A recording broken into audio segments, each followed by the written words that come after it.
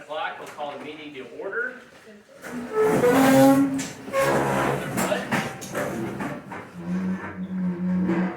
Allegiance to the flag of the United States of America and to the republic for which it stands, one nation, under God, indivisible, with liberty and justice for all. Thanks everyone for coming. Everyone on the board is present. I think you guys would notice that we have board packets over here, or agendas over here if anyone wants to look at them. We're kind of changing the way we do things. We're going to do agenda rather than a board packet. So we're going to add things, old business, new business. Essentially, it's going to be the same thing. We're going to be discussing the same things. It's just going to have a new look. I apologize for not getting that on the website for the meeting tonight.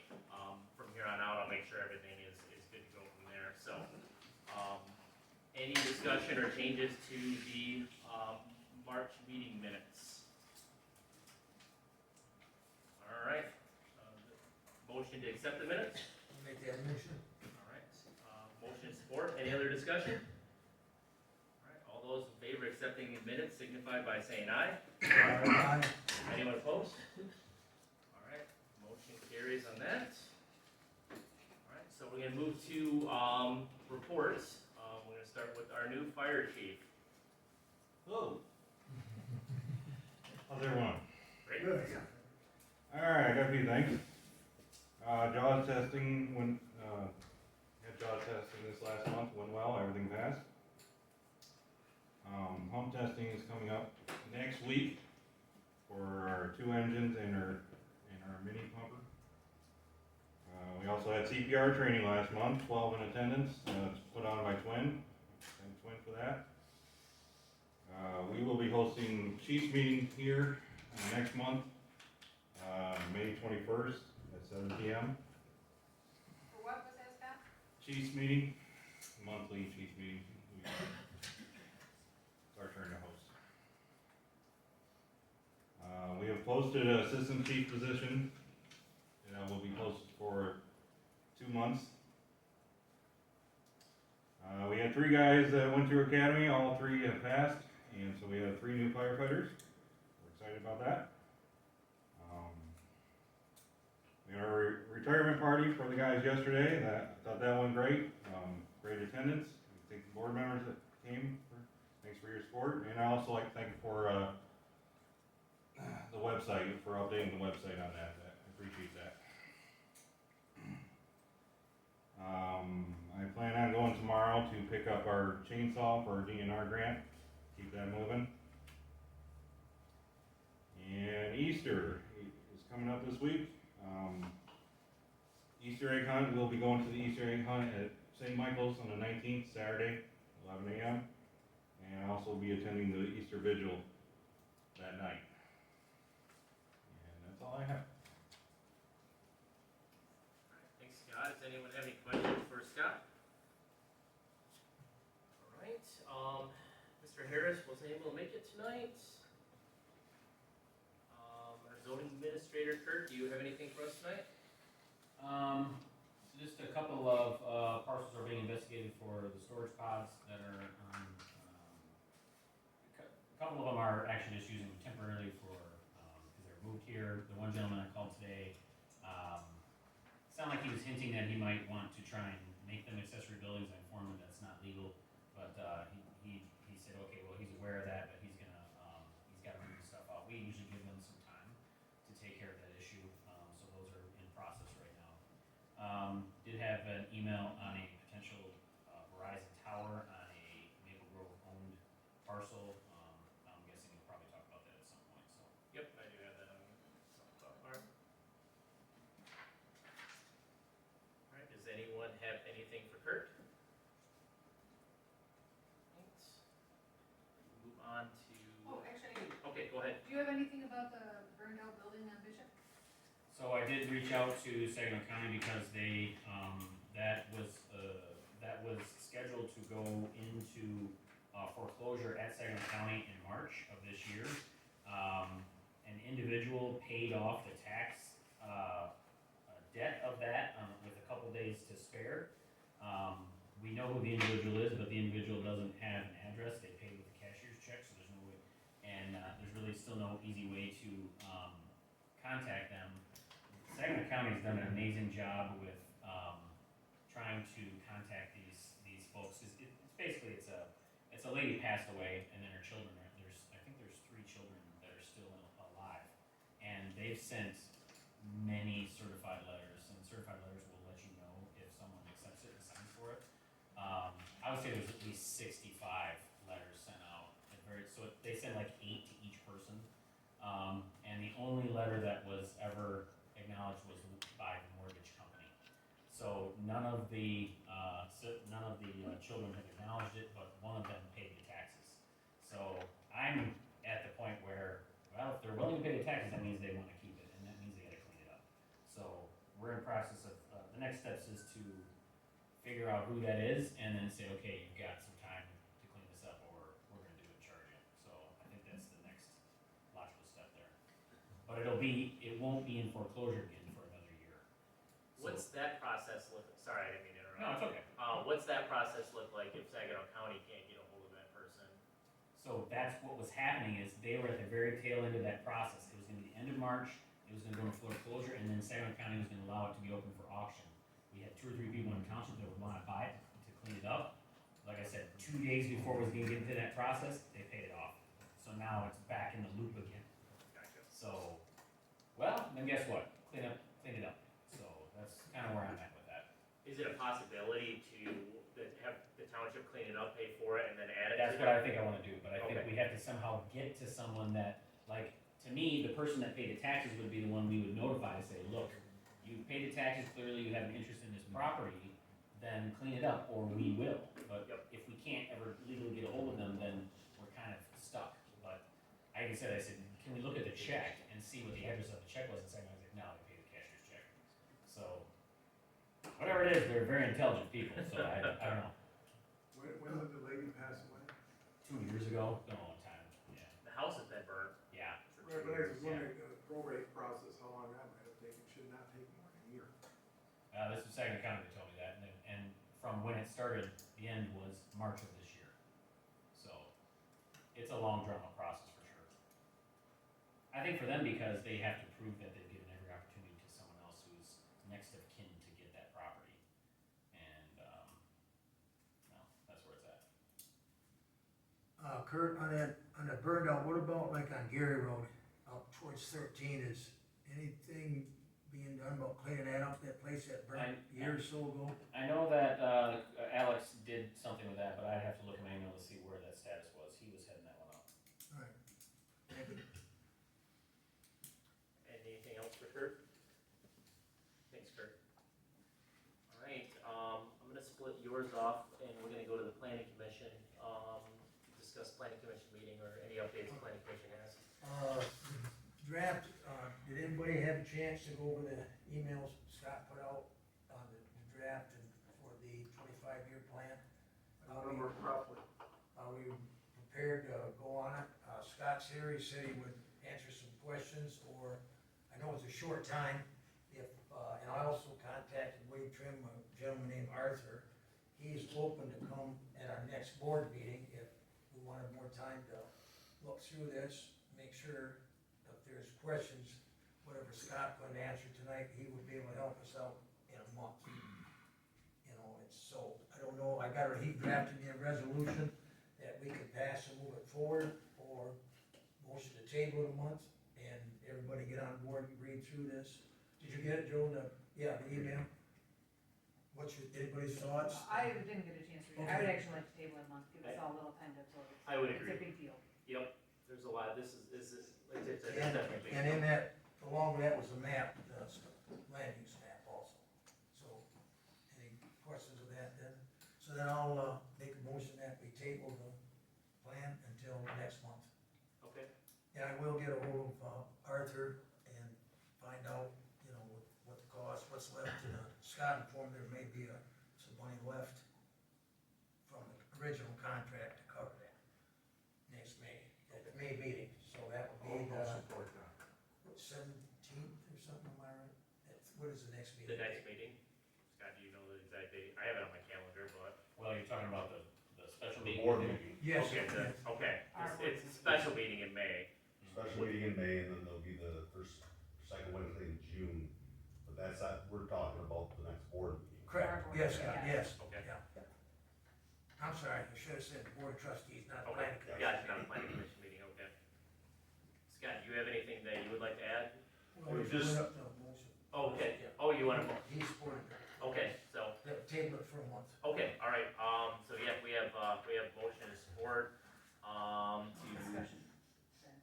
Then discussion. Well, yeah, I guess the only, I mean, what, if we table a month, there's a 63-day clock that starts once you, so the motion or that needs to be passed by the board is agreed to distribute the draft versions of the plan to neighboring, there's a, I don't know all of the review boards, but Saginaw County, the neighboring townships, I'm not sure who else that we distribute the draft to.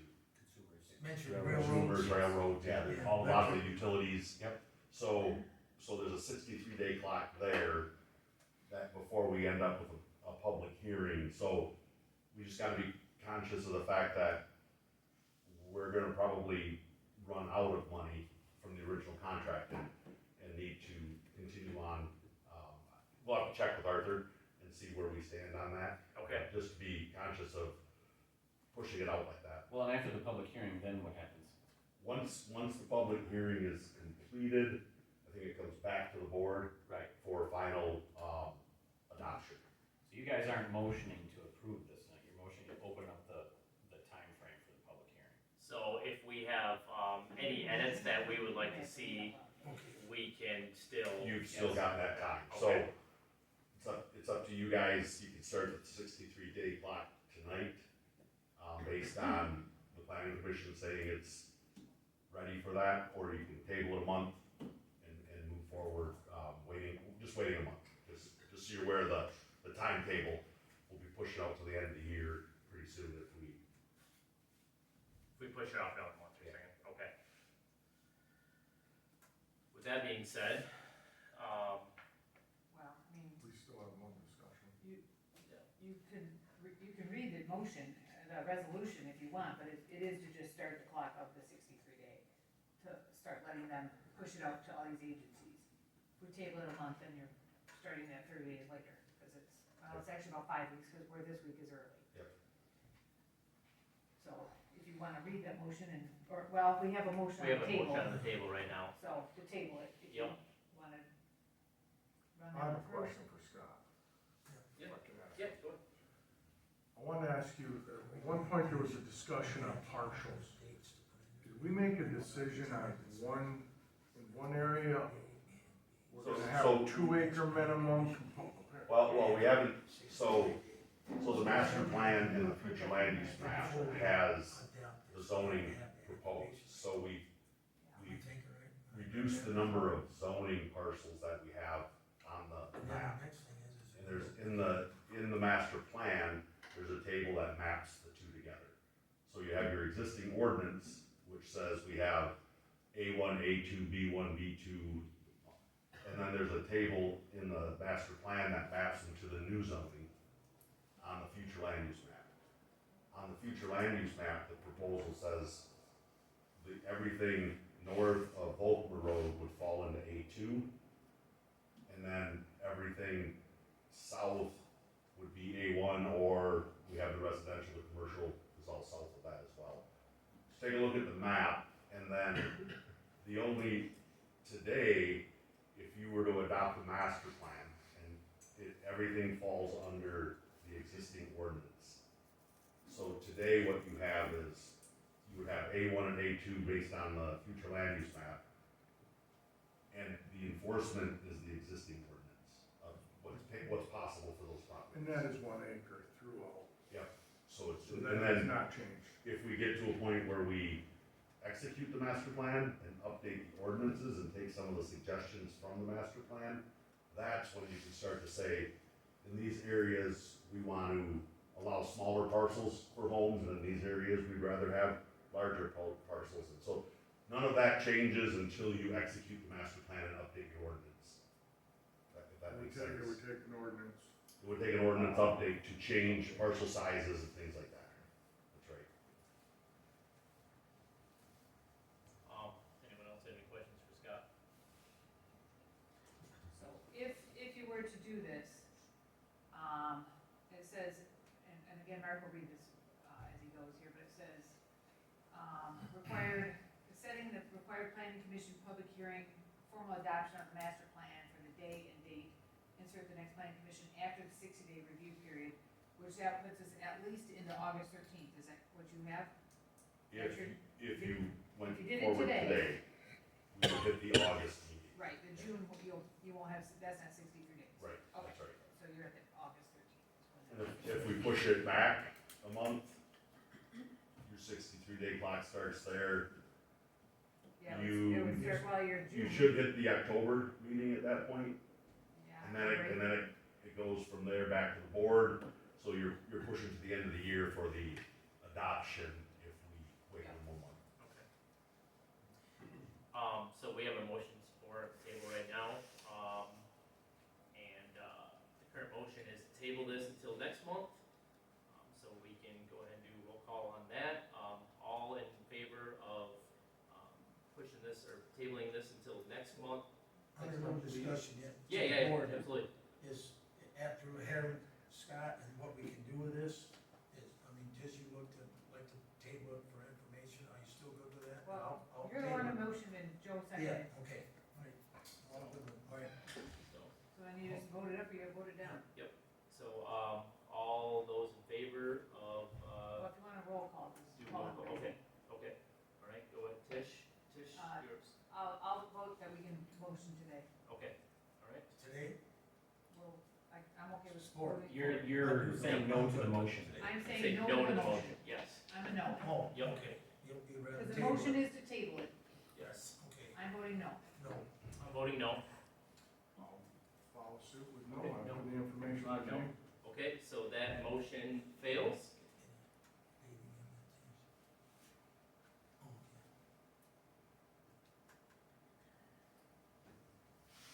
And you have another motion? Well, Mhm. no, Yes, just yep, go with this resolution. Yep, Okay. yep. Now, So you're before you motioning do to it, approve resolution okay, I need, what am I gonna 2024 04-01.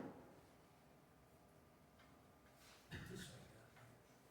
That's right. Okay. All right, and, make a motion here for the, Board of, resolution number 2024-04 You're fine, you're fine. dash 01.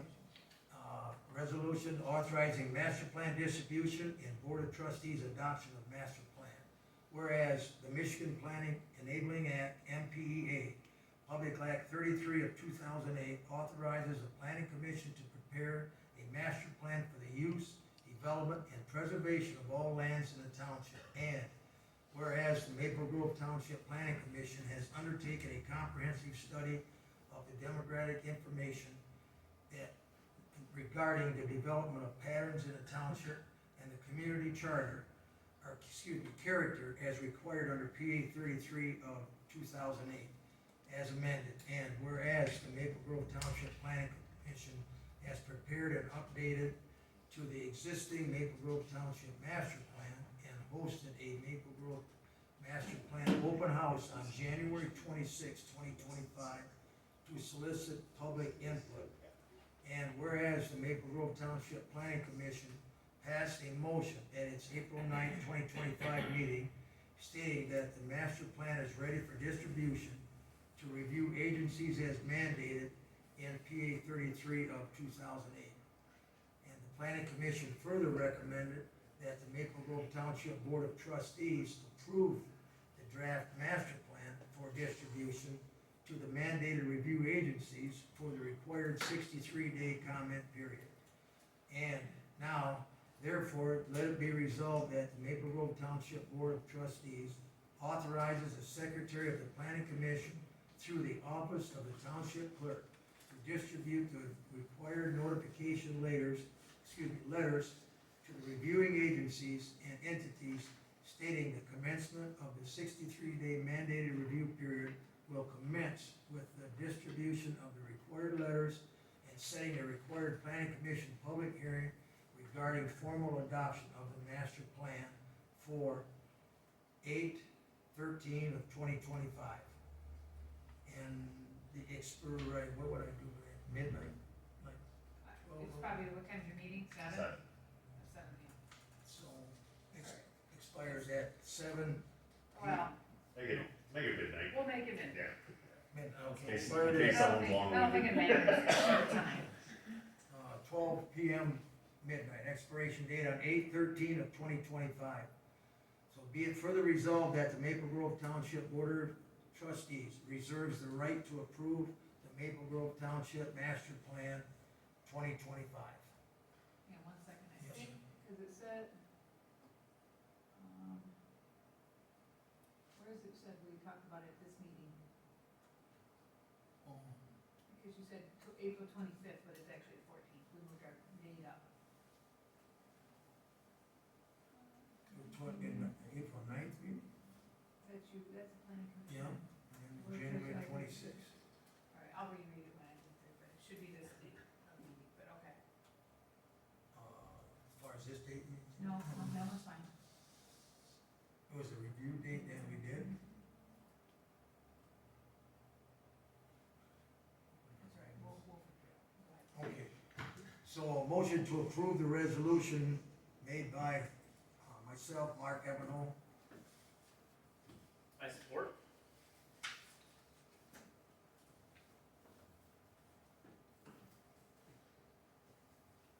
So we have motion and support on this resolution. All those in favor, we have any other discussion? One thing I'm gonna note for you guys, the planning commission did a good job on this, and the future land use map is, when you guys are reviewing this, future land use map is pretty key, because basically what that's saying is, that's what the allowable uses are for those parcels that are in that.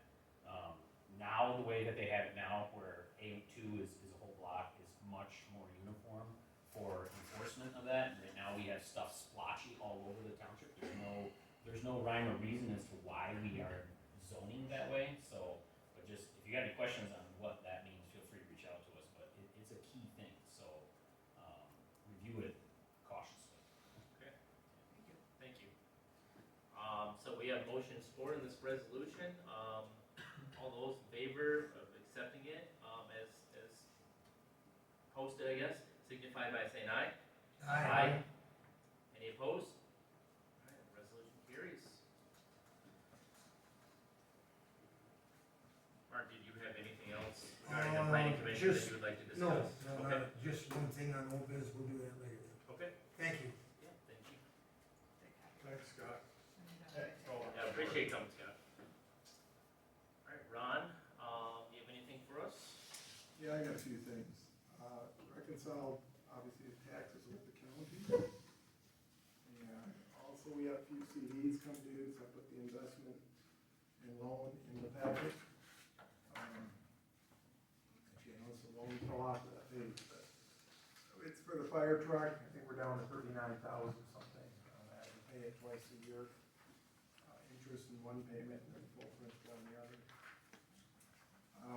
I also put the treasury report in here. You can see what's going on. Right now, we got almost 600,000 in CDs, trying to get the best interest rate as we can while we're sitting there. Also, been in contact with the auditor, trying to get that set up, coming up here probably in April. And lastly, the township is required to close out the ARPA with a report. And I talked to MTA a little bit on that too, get some direction. The old administrator was Kirk, obviously as treasurer, and since he's got the history and stuff, I would like to ask if Kirk would be willing to help me close out the final report, because he's got all the background on that. You guys can go now? Well, you can respond later or now. Oh, okay. Yeah, I have to see what the availability is. When is it due? 30th. Oh, okay. It'll be tight for the next 2 weeks, but, and what kind of help do you need? Well, It's a website, I mean, if you go on there, it's kind of self-explanatory, at least that's when I looked at it before, so. Well, I looked at the old reports, and I could use some help with that and making sure that we have all the right numbers. I won't have the numbers though now.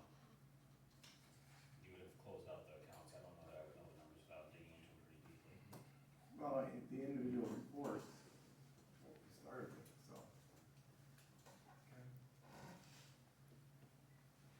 I mean, it's the final report, you've done all the other ones, just do the final report to close it out. Okay, one other issue, that has come up. I reconcile all the accounts as a treasurer, and usually they come out clean, but sometimes they don't always come out clean. And, with the main account, I hand that off to Tish for her account to wherever the errors are. And so we had a little discussion on job duties. And when I reached out to the MTA, they told me I'm really not supposed to have anything to do with the general ledger. Now, I don't mind helping out, and I have something to do. She said, technically, you're not supposed to be in there. That's running the reconciliation report, which is in the general ledger. So I'm like, well, hold on. She told me I'm not supposed to be in it, but that's there. You can use that with your reconciliation tool with your bank statements, but after that, you hand it out. So I'm not supposed to be doing manual journal entries or corrections. And so I'm saying I have been doing that, but I'm not supposed to. But I'm still willing to sit down with Tish and Kirk and work this out. The key is to work together. That's what they said, you gotta work together. So I reached out to try to set up a time we can get together and work out to make sure nothing's falling through the cracks. But I'm not supposed to be in the general ledger, that's what she told me. And I have, right here's the letter if you want to see it.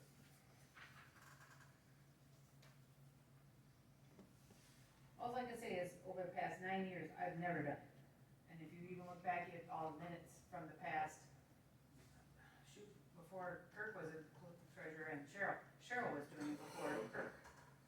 It's always been done by the treasurer. We kind of outsource that duty. It is a statutory duty of the clerk, but because of all the other duties of the clerk, and there are many, There are. that I is won't one argue that. that is taken off by the treasurer, and that's part of your salary, is to do that. Well, she informed me that we're in violation because then there's no checks and balances. She said, if you're running the reconciliation and you're watching over the accounts, the clerk has to go in and is the owner of the GL, and you cannot be the owner of the GL. Your statutory duties are to add in and add revenue and expenses, and you have to do that in GL. And it even, that's definitely a statutory duty. And it says the only thing that is a conflict of interest is writing checks, which is why the clerk's office has written checks this whole time. Well, hold on. Going into the GL, the tax software kicks that in, and when I write the check, it's out of. If you didn't have tax software, you would still have to do it. It has nothing to do with the linkage to the tax Okay, software. well then I guess we can get together with an attorney, because the MTA is telling me to not be making changes and corrections in the GL. He said, you are not the owner of it, for your, you can read what she said. You wanna read what she said? I think at this point, I think that would be our best option, because MTA is a great tool, but I know they always say, after, as a disclaimer, after we have a conversation with them, that you must, or you should, talk to your legal counsel. So I totally, it is statutory duty of the clerk.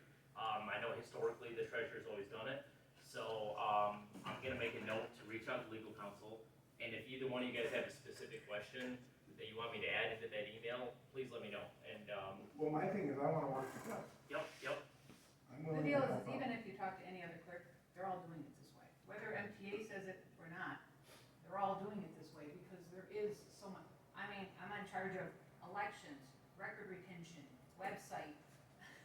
I mean, the list goes on and on and on. I can't do it all. I don't have office hours, my plate is full. That was always done by the treasurer to offset some of the load. And that's where the salaries came in to play. And to kind of bring it up now is kind of, salaries already already set for the year, so it's kinda wrong, I feel, but. I do also wanna make sure that we're doing, because, from what I'm reading, the MTA was pretty firm that it's something that, the treasurer should not be doing, so, I mean, if we have to look at other duties afterwards, I just wanna make sure we are doing these. We did have found that there are things that we've done as a board in the last, whatever, 10, 15 years that, you know, were incorrect, and no fault by anyone, and we just, things change year after year, so, I will reach out to the attorney, and get opinion on, or his opinion on this, and, make sure we are doing anything properly, and then, if we have to take a look at duties and tasks from there, then we can absolutely do that.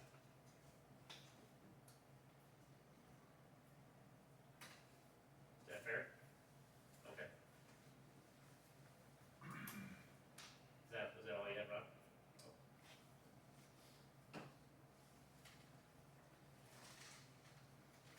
Alright, does anyone else have anything for Ron?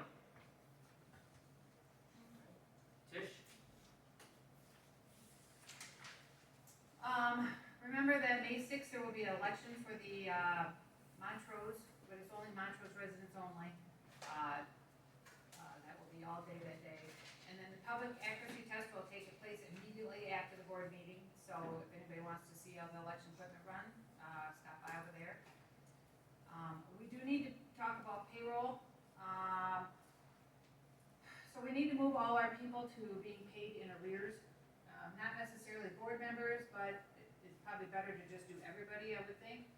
And the deal is, as people are handing in their hours for the ESTA, which is the Earned Sick Time Act that we, voted in. Like for example, Scott Talon is given a salary, and if you divide it out by the number of hours that he worked this month, he makes $8 an hour. And that's below minimum wage, so he has to be bumped. And we have to do that every month to assess who is, not being paid accurately. Dawn is another one that fell into that category. She worked 52 and a half hours, I think is what you reported, and she makes $6 an hour when you average it out. Kirk is another one that's put in about 35 hours, he's now at $10 an hour. We gotta pay him at least minimum wage, but even that seems too low for what they should be making for all the effort they're putting in, and so I don't know how we wanna finish that. I've talked to the lawyer, and, they did say that yes, we have to stay above minimum wage, so, or at minimum wage is the lowest, and it is based on their month, so you can't even average, so say this month they work 75, and next month they work 20, you still have to pay them for the 75. You can't just average it out. So that's why if we pay in arrears, at least we can make sure that they're paid at the correct rate, but again, what is that rate gonna be? And I don't think, especially for the fire department, and well, Kirk keeps getting duties added onto him as a deputy, so as that works, I don't know how we get around this when you can't make them stop at a call and say, sorry, I can't break out of that car as it's on fire because I'm over my hours. So they are going to have to do their stuff. There's all the testing and all the, coordinating of all the events and all the other things that they have to do to keep the fire hall working. I don't know what our solution is, but they're gonna have to be paid more. Okay.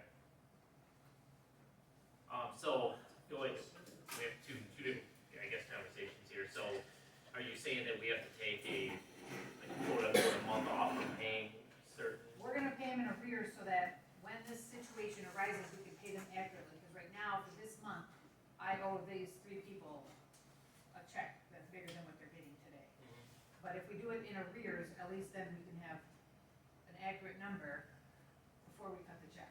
I think it's a great idea. What's that process look like for that? Well, probably everybody will get not a check next month. Okay, that's what And I'm, then yeah. we'll just kind of skip a check, and then but even if you, like, say you leave in November, in December you'll still get a check. Yep. Because you'll owe one. It's no different starting a new job and having a period of a week or 2 weeks, so, okay. Right. But we'll probably move everybody to that so that it's consistent and yeah, it can be paid out accurately at that. Gotcha. So, we're gonna have to those salaries, or? Yeah, but I don't even know by how much. I mean, we have a salary line in there, and until we go over, I guess. Yeah, and then we'll take a look at it, or we'll look at a couple months maybe and take an average and, Yeah, this is all new territory. I don't know how to, I don't know how to approach it. I mean, this month I talked to Scott, and he said this just was a busy month this month. And Kirk's been working on backlogs of all kinds of issues going on, and we're not covering them. Hey Wes, would that be also a question for our attorney? yeah, I mean, well, it sounds like you talked to them, salary employees, no matter what, they have to record the amount of hours that they're working, and that's, That's the new law, yep. gotcha. And I have been in contact with the lawyer. And it's weird, because it's being interpreted different, depends on which township, I mean, because we talked to our inspectors, and they're like, well, no one else has said anything like this. And there's And a lot of townships that haven't even implemented it, Yeah. but they're in violation. But they're in violation because of that, so we have to do whatever we can do to stay compliant with these new laws. Yep. And as of right now, it doesn't look like anyone's working on it to amend it, so it's not like, we can't just say it's gonna go away in 3 months, because it sure doesn't look that way. Nope. But I don't know what your bottom floor is for a pay raise. Is it just the $12.48? Because that's what minimum wage is right now. But, in January of 2026, it goes to 1307. And then it goes up and up and up from there, up to 15. I have a question. 57. 1357. Yeah. For the fire department, what hours, what are they turning their hours, what is that, what are the hours for? I don't know anything about Just this. general duties, like either office duties or when we're on fire calls. Just trainings that we have to do, the pump testing like I'm doing next week, that I'll be on site for. Just, Scheduling. just whatever I'm Just there. wondering, I've never Anything seen- involved with the fire Heard department at that. all that's outside of their, anything that's part of the fire department is considered time spent. And those hours were for the last month, is that what I understood, Sid? Yes. Okay. I turned in, like Tish said, 75 for last month. And it was a little busy. We had a record number of calls last month. But granted, I didn't make all those calls. We had other things going that caused those hours to go up.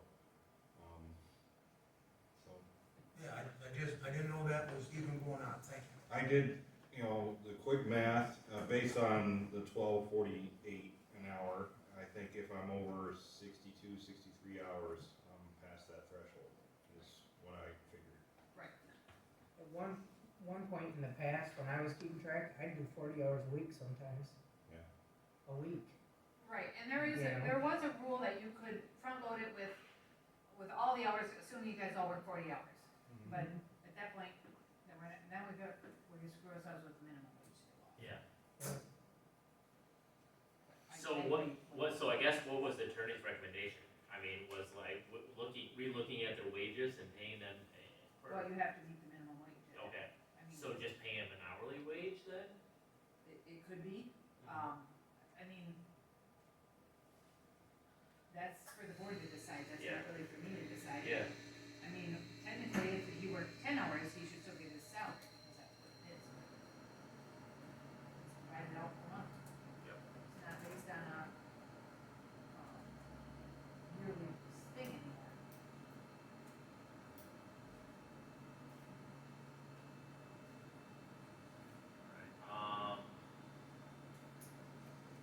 I guess right now, do we wanna decide, I mean, like I said, we had two different conversations here, so do we wanna, I think it's a good idea to front load the hours, I think, We can't front load it. or not for that, not front, sorry, the opposite, I guess, what you're asking for, to pay them in arrears. Yes. Yes, yes.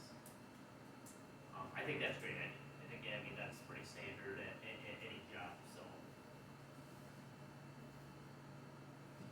And then as far as the, earned sick time hours, salary versus minimum wage, things like that, I'm gonna spend some time this month digging into that, and, I'm gonna add that in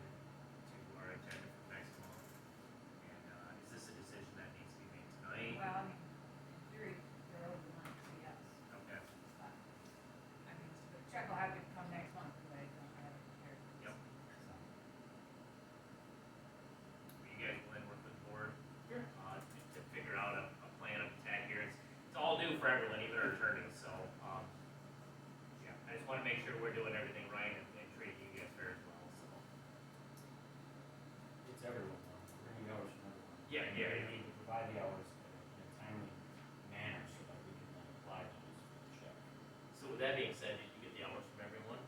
I'm missing, did you give me someone today? I didn't. No, not today. Alex Garcia sent that last week, Thursday. Did I get Alex? Yeah, I think it is. There were some that we were missing, well, we're missing a second assistant fire They didn't chief, have but they don't have anybody there. Okay, But I don't think I got, We don't get a lot of inspectors. yeah. okay. But technically, I mean, so like Newhouse and Young give us like, they give us a bill, but they don't give us hours. So I guess, I don't know whether that amount is below the threshold. So I don't think it's gonna be for those guys. Actually, I called them both individually. I called them a month ago individually, and then I called them last week individually to make sure. They submit bills, I'm not sure how this works, so they submit bills to the township. I asked them if they could put their hours on the bills. So you guys got bills for last month, and there are no hours are on it? Oh, I guess I don't remember that. Okay. The problem with them is they act like contractors, but they are full-time employees on our books because they or someone wanted them to be on our insurance. Okay. And there's good reasons for that, but when you look at the rules as to what makes someone a contractor versus employee, they're quite contractor. They are. We don't So- make their hours, we don't give Right. them tools, we don't give them cars, we don't. So probably the bigger discussion is, do you want them to still be considered employees Yeah. and be on our insurance? And I think the flip side of that is we would just have to make sure that they cover, workman's comp or, I think it was they would have to carry workman's comp on themselves. So if something happened and they got hurt while they're out on a job. If they destroy a person's home while they're working for Maple Grove, they need to be accountable for that. Okay. So right now, I think we're accountable for that. What then would you give them, 1099s? They'd probably go into that. Yep. Go to a 1099? Yep. They'd have to. Yeah, those three are the only three I didn't get time for. Okay. I will, But that's a weird situation, so because of the fact that they just get a bill, we can't, it doesn't matter if they give hours, because they want. Well, it's just like Justin at that point, Justin takes Yeah. care of all. yep, Yes. We can move them on to what Justin's doing, then That's we don't have to extremely worry about helpful. them three. yes, it'll be one less thing we have to worry about. All right, I'll have that conversation with all three of them. And I'm probably in this email with the attorney, it's gonna be long one, but then I'm also gonna ask what requirements they're gonna need for insurance, in order to be compliant. That's the $1,000,000 question. Yeah, yeah. Because I believe one of them wanted to be on insurance, and I think the others didn't care, but I don't remember who that was, that was a long time Okay. ago. Yeah, and that's, I guess, I gotta talk to all three of them, make sure they're willing to do that. And then, of course, we have to look at, 1099, they pay their own taxes, so are they gonna want a raise, or are they gonna be good with doing it for the same price they're doing right now? So, Before you send anything on that, go ahead, let me at least see what I've got back, so you don't cover it. perfect, absolutely, and, yeah. Did you get hours for, who's the name of the individual that takes care of this all? John, I don't know. Did we get hours from him? John told me, so, yeah. But we gotta start paying him monthly, we pay him yearly. We do, but we're gonna have to kick in. We have to start paying. Because he's gotta contact us monthly, so, Yeah. yeah, he needs to. And he did, he gave me hours for last month, so. And, honestly, could he fall under the contractor as well? Okay, Really, because we've done all. There's a whole questionnaire Yeah. that you ask whether or not someone, and it's the state of Michigan, but I think a lot of times it'll be, if you're paying someone as a contractor and they should be an employee, is worse than if you go the other way, which is Absolutely. paying them as an employee and they're actually. Absolutely, I agree. But the contractor now kind of screws us over with the hours and minimum wage, so. Yep. But there's a whole checklist of things you gotta ask, and so generally I would think you could probably be a contractor. Cause he does, well, yeah, he does what he needs to do. It's, do you train them, do you set their hours, do they make their pay, do they get their own equipment? That Well, kind we of are stuff. giving him a list of to-do lists now, so that right there basically acts as him as a contractor. Because if we're telling them specifically jobs that they have to do, then they're taking direction from us. Well, especially if we don't tell them how to do it, well, it'd be like if you say maintain the hall, but you wanna tell them what to do. Yeah. That would be contract, we say, we want you to do this 10 checklists, that's probably more way, so. All right, well, I'm gonna look into it either way, because if that can make it everyone's, because, I know I talked to Bill, Jim, and, who's the electrical inspector? Who else? And they were all like, well, I don't have to do this anywhere else. I'm like, Right. listen, I'm not gonna make it along here, so. Right. And they may have gotten on our insurance for some reason in the past, I don't know Yeah. why. Yeah. All right, I can dig further into that. Jason, I got a question. Sure. What's a good date to have those hours be? End of the month, I'd like it at the end of the month, because I think we're cutting checks usually at the beginning of the month, Okay. so that we can have all the board stuff ready for the board packets. I know it's 3 weeks in, but if it's salary and stuff, especially if we're paying in arrears. So every month has 28 days, why don't you just say it's the 28th, so everybody has it to by that date? Well, Gives you have 3 to days. count the to extra run. 2 days, if Right. you're gonna work those extra hours. Especially the for office them. staff. Yeah. They gotta- I would say within the first week is probably, Okay. first week is probably safe. Right, if you're not there on the 31st or the 1st, it's probably not as big of a deal, it's just, I just need the end of the month, so it covers the whole month. Okay, gotcha. So by the 1st or 2nd of the next month. Sure. You need that, I, right? So, I mean, that might even be too rigid, you could say by the 7th. okay. Whatever works, I'm just saying, as long as you need to be able to process your payroll, right, but a specific date would always be nice, and We that way always you know. just want yes, the that- full yes. month, so that we're paid up Okay, yeah. when we cut the check, so everything's not surprised. Understood. Thank you. All right, Tish, I'll dig into that and I'll send you whatever language I have prior to me emailing, or if you wanna send the language, we'll do both. So am I cutting them a check? I mean, it won't be until, it'll be next month. Okay, so But- I'll definitely advance our attorneys typically on it, so, Yeah, they're pretty good. yeah. Also, I had a current meeting, the early vote center. I believe Saginaw County is now one of the last early vote centers in the state of Michigan, which ours went well, and it was reimbursed well. Everybody paid their bill, but, the writing is on the wall that that will probably come back down to the locals. We're gonna run out of space, there's too many people using it, and the space they have is small, and once they move it, they will void all the contracts, and we will end up with it back on our shoulders. We're hoping that we encourage people to sign up for absentee voting, or, just come on election day and vote here, but, I mean, it is their right to do it, but if we get too many people at the early vote center, because from the day they open, or the hour they open to the moment they close, there's a line out the door and around the block. And if state keeps changing things, we're gonna outgrow that, and they're gonna stop doing it. Which means then I won't be required to do early voting either here, or I have to figure out a new agreement, and we have to start buying equipment, and we're gonna have to spend all kinds of money to pay for employees. It is gonna be a big, big cost to make it work, no matter where we have it. I might be able to partner with other townships, but I can only do ones that are touched, so if I get to Albee, if they say yes, I can work with Albee, or I can work with Chesaning. But if they both say no, they're gonna do their own, I can't partner with anyone else. I have to be touchy. And if then, say I get to Chesaning, then I can go to Brady and get them, and I can, we can go from there, but we all have to be touching to do it. So, I don't know, right now, they're still keeping it, we do have the May election, the early vote center will be open for the 9 days, but this will come down to be a very big expense to make the road if that dies. So, encourage anyone you know to use their absentee votes, or come in on election day, or talk to your legislature, get rid of that law, because that's an awful law. But there's also an executive order that was issued by President Trump that is gonna change elections, it's gonna make everybody be a registered voter, which should be anyway, but, that requirement will likely impact everybody as well, because, I know everybody's got that real ID, that circle star on their driver's license, well, now we will have to go back and verify everybody that has that. We will have to reach into your poll, and what's really gonna hurt is the elderly people that don't have it.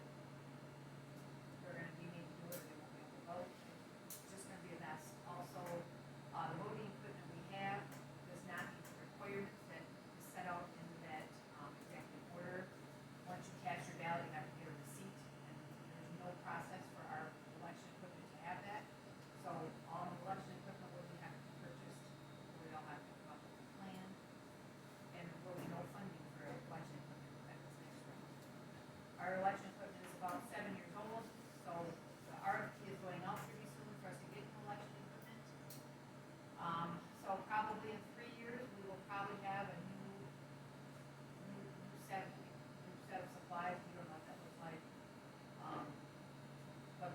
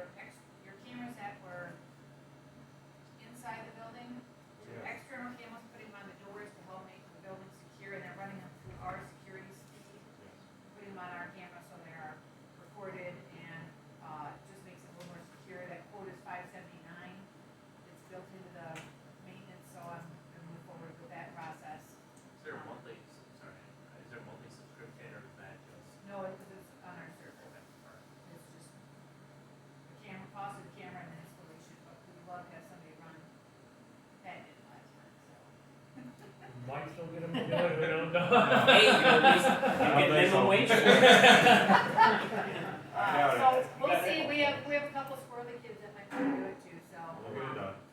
Yeah, but they're gotta be all the way to the edge, we gotta figure out where's the best spot for them, but, if we can get 3 cameras on there, then we can get all the doors covered for, and that protects the electric equipment as well, so. Who has access to the cameras? Both, I guess both these and then the ones in the hall. Or Right office, now, sorry. just basically you and I. Okay, alright. We have 3 internal ones that we have in our system, but they're all inside the building. Those are gonna stay, I think, right? These 3 are new ones, right? These are all new cameras, your other 3 we ain't really touching, but you can have access to your 3 external if you want them. I think maybe sure. we can figure that out. Okay. But the other ones are in the, say Kevin's office, is that Kevin's? Yeah, yeah, I know You where what you're it going. is, Yeah, yeah, but yeah. you have the code for that. Okay, alright. July. So basically, that's, Okay, alright. and that's all I got. Anyone have anything for Tish? I guess, you and I talked, about the website, where, I know you're having some difficulties, where are we at with that? So the website, we went through training and the crosswalk did not go very well in my mind. All our pictures are not over and, they took all our stuff and kind of threw it into different categories that don't make any sense to me. So it all has to be reorganized and brought back down to where it should be. I have not, I've had 5 minutes to do it. Okay. So, if somebody else wants to take on the website. Is it not there, is the transition not in the bid that they handle? They've done a lot of work with it. Okay. And they built the whole site and everything like that, but, when it comes down to how they want the layout and everything like that, they built it one way and they'll have an agenda list and a meeting minute list and a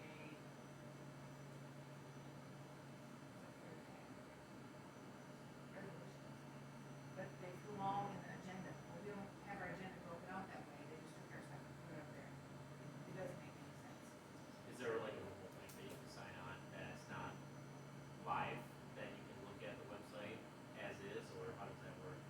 Yeah, Like, I have the test. Okay, then, So there is a test site. Okay, Yep, and actually Gina and Cindy and Nancy were trained on it as well. Kirk okay. and was trained on it. Well, since I was requesting access so I can upload the agenda, I'll shoot you an email and, I'll see if I can help you out with anything like that, so we can.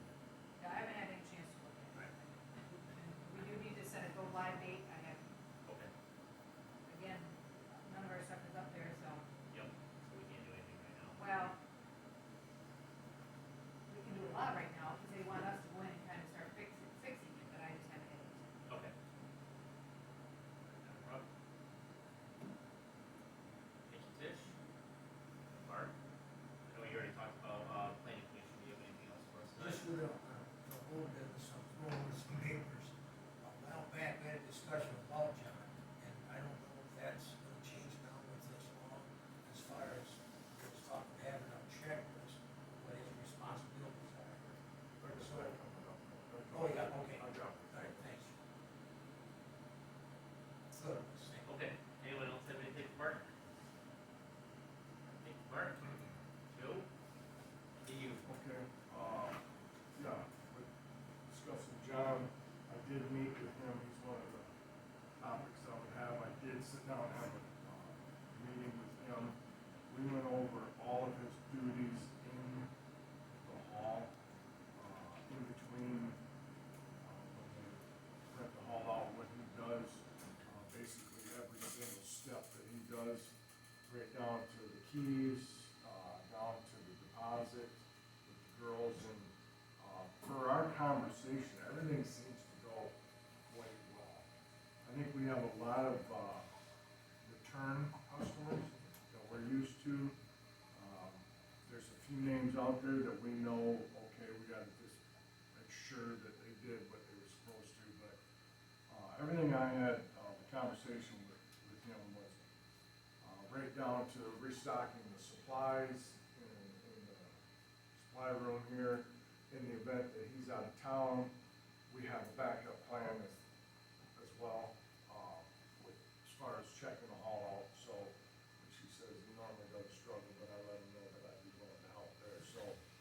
If the board wants, I can have this in writing, and we can actually, I guess, post it somewhere, maybe in the kitchen or something, that's whatever you guys decide, but I went over this list with him. Okay, great. That we have here, which basically goes right down to, making sure the floors are swept, mop, tables and chairs are wiped down, they're put back in the same place, trash and debris has been removed.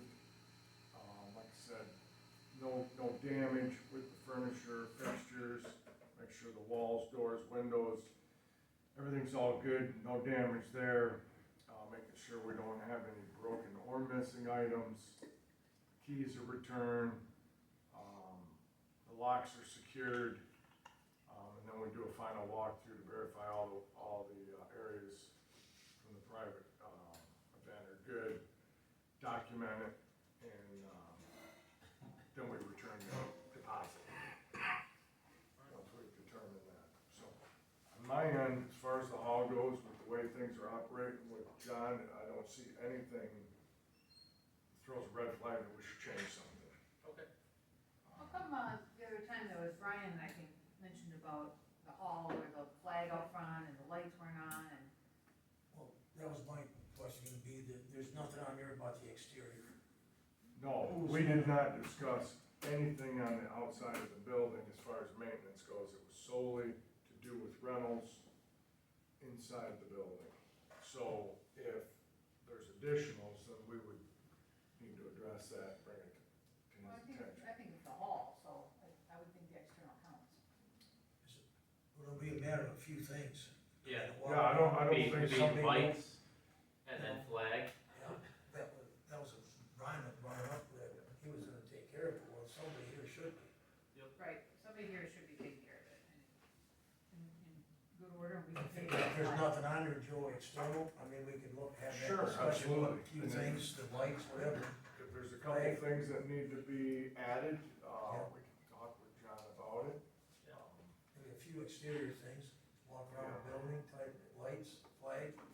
I guess the only flag, the question I would have with the flag is anytime it's brought to half mast, so we're gonna expect him to do that. I don't think he has to take it in half mast, but, Okay. cause is it even on, is it on a pole? I just wanna make sure we're politically correct. Yeah. With the Yeah. You're right, flag, you're right, I don't know on that one. And if we're gonna add responsibilities to him with stuff like that. I don't think it's something we can't accomplish. Yeah. By any means, but if we wanna add some things to this, by all means, I can meet with him, maybe we should, consider it, get some thoughts gathered, come back with it next month, do a final checklist. I think I definitely, lights and flag, would be the biggest things that I've heard that we wanna talk about. And then, I guess we have to look at, proper flag etiquette as well, and I don't know what that is. Brian, I don't know if you know proper flag etiquette. It needs to have a light. Okay. And then pretty much follow the post office as far as what they do. I was down in Tennessee during that windstorm. In theory, that should have been brought down. I couldn't, so. But the flag was fine. I've since I got back, I checked it out. It's completely fine. I've got enough people that have donated flags that you guys wouldn't have to buy a flag for the next couple of years. So I'm fine with doing that kind of stuff, but Okay. whatever you guys want to do. Has he ever not given a deposit back? Cause you know there's things that, I mean, we can look at the wall, Yeah.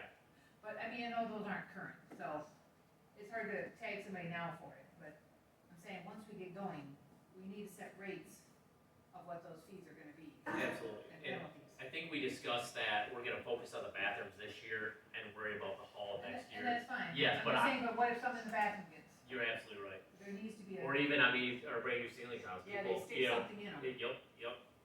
So, I guess those are Well, the three. yeah, we went over all of them things per our Okay. conversation, and he expressed that, yeah, if he were to walk in here and see a damaged tile, Okay. he would recognize that, and we would be holding And I guess the fee schedule for that, that would fall on the board, not so much on him, because we'd have to look at, you know, hey, what's the trial cost, what do you think? I did not. I'll just call Scott, because if not, he'll tell us where his tile come from, and, I guess it matters. yep. Just real quick, we talked about outside lights. Has anybody ever noticed how weird it is outside this morning when you walk out? Oh, yeah, definitely. Is there a light There was out a there? motion, there was supposed to be a motion light on there. Okay, But you have to turn the switch on to turn the motion light on. You have to get into the door to turn the light on. It needs to just be a motion. yeah. And with that being said, we're gonna have electricians out when we do, the bathrooms. So I think that'd be a good time, rather than bring him out for a special project. I just noticed. Yeah, it has, it is pitch black out there. So that's what I have on the hall, and then the other thing is I talked to Justin about, ball fields, and Diamond Links has officially started. So he, was questioning me on the water. Right now, the water's turned off.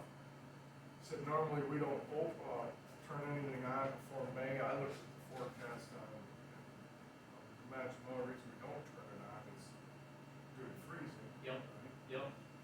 So I told him I was gonna get back to him on that, because now it is officially fired up, that we should, I don't know how we can operate a ball field without bathroom. I got you. Sunday, last night, yeah, regarding. I guess I would be asking the board, your thoughts. I don't see where we shouldn't be able to turn it on. He's blowing, turning it on. Yeah. So, if everybody else is in agreement with me, I don't see where we're gonna have an issue with turning it on and pipes are gonna freeze and break. We're getting up in the fifties every day. If you get to below freezing for a couple hours. Yeah, it's not something that's gonna freeze. Yeah. At 29 degrees. Is there, guys? What has he done in the past, I guess, He said normally he won't go until May, okay, but that was, then, and this is now, and all I can Yeah, say is, I wouldn't wanna be taking my grandkids to the ball field and not have a bathroom. yeah. I would think the weather's right, my thought is, looking for everybody else.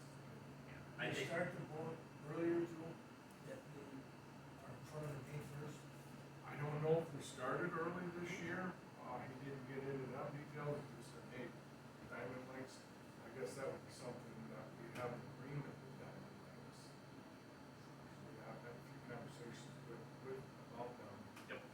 There's gotta be a date set for them to start there. I know they started last week, I don't know what they typically, and since we're talking about Diamond Links, I'm about to jump into my conversation I had, with Chad, who's the head of Diamond Links.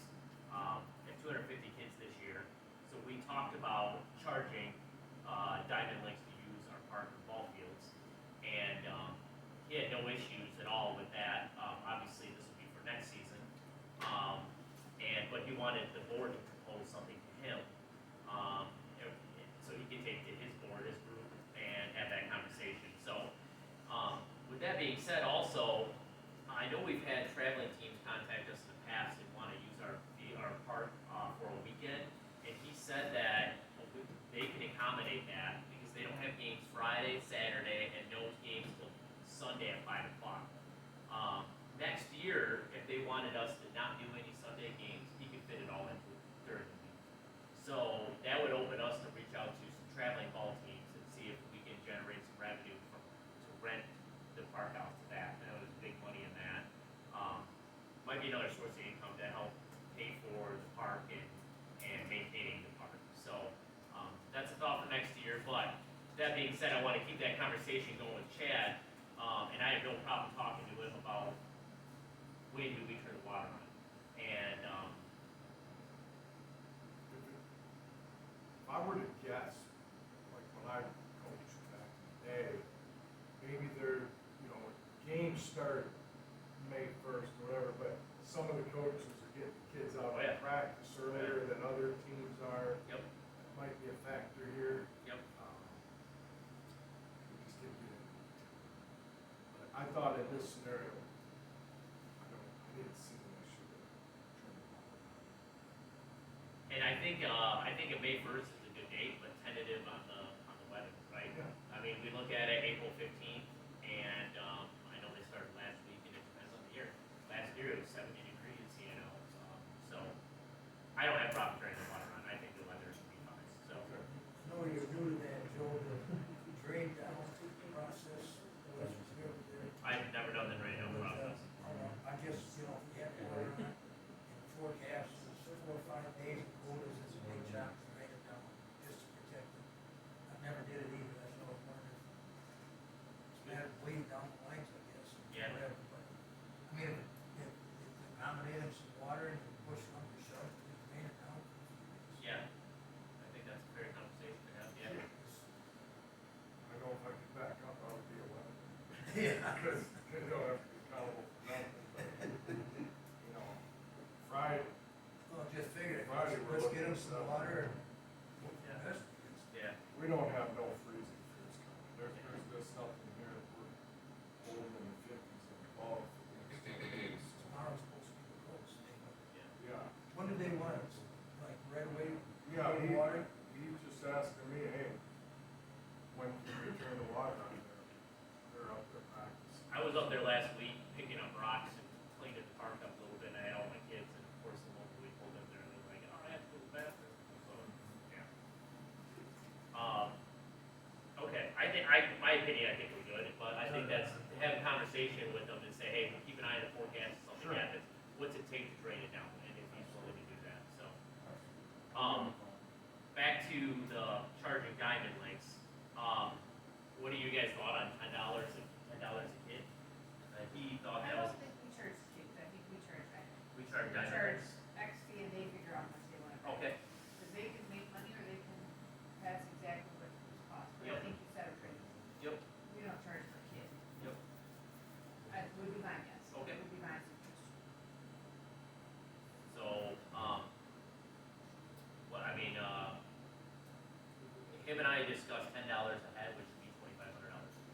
And yes, $10 a head, we'll base our price off, that'd be $2,500 a year. And he thought that would be fair. So, it is a low cost, historically, they used it for free for, I mean, since I was a kid, so I don't know how long that's been, but, Is there information out there, Russ? What do they like, Chesney, Montrose, Marks, what do they, the ball diamonds, you know, for these traveling teams, what is, you know, is that too high, I guess, I don't know. I know traveling teams will pay up to $1,000 to use the park for a weekend. Obviously, you know, the Diamond Links has a rapport with Maple Grove, so I wouldn't wanna say $1,000 a weekend because it'd be $10,000 a year. I But just wondered if the 2,500 seats, what happened, Why or, don't we just stick with the $25 a day? $25 a day, That's what our rate is. They okay. want it for a day, 4 days a week, it's $100 a week. I'll look at, right now they're using it 6 days, 5 days a week. They're using it Monday, Tuesday, Wednesday, Thursday, and then Sunday. Be $100 a week. Yeah, 100, yeah. $125 a week. How many weeks do they do it? Okay, I can look into that. I mean, Yeah. that's what our rate is. Yeah, so- it is, yeah. Yes, that would be, yeah. Yep. All right, I'll look into that. Sorry, I took over your shine. Do you have anything else? Okay, all right. Anyone have anything for Joe? Yeah. Okay. Roughly $1,500. Okay, yep.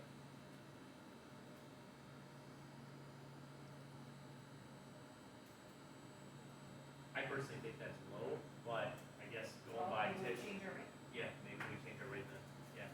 And this, again, isn't gonna happen until next season, so, Well, if you give them a weekend, you know, if you're a traveling team, you're setting the weekend rate at a different rate. Or Yep. you're out of town, you know, these are hopefully resident kids for Yes. the most part. Yes. So you're giving them a bit of a break, but maybe we set it at $40 a day, and that's our rate going forward, I don't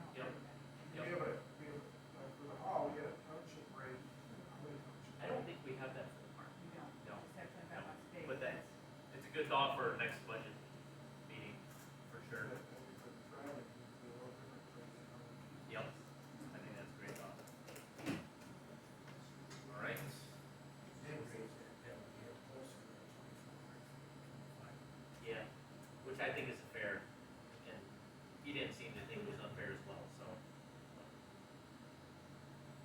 All right, I have a few things for the board. I'm gonna set the, board meeting dates, the third Monday of every month, unless, of course, we have a circumstance, like we had the election commission meeting today. So I already gave you the dates, Tish, but that would be, June 19th, July 16th, August 21st, September 18th, October 15th, and then, oh yeah, October 20th, sorry, November 17th, and December 22nd. And then I was going through park commission files, and back in 2020, the park commission was working on a grant, to purchase some new property, right next to the park. And, they were working with the person that owns the apartments there, and working with St. Michael Church. And St. Michael's was willing to give, or willing to sell a third of an acre in order to expand the parking of, and then possibly eventually do a enter, exit, driveway going to Lincoln Road. So I'm just following up on this. You know, I know our budget's tight, but I'm just curious. Anytime there's opportunity to purchase property adjacent to what we currently have, I think it's a good thought. They haven't given me a price yet, but I am following up on it, to see if that, and then I'll bring it to the board when we do have a price. Alex Garcia, our code enforcement, emailed me last month. He requested that we purchased him a badge. He had some residents, when he was visiting properties, they were concerned that he didn't actually work for Maple Grove and he was just trespassing. So we purchased him a badge. Something called the Michigan Bee Program, which is, there's grant dollars out there for companies such as Brightspeed and Spectrum to expand their high-speed fiber internet in our township.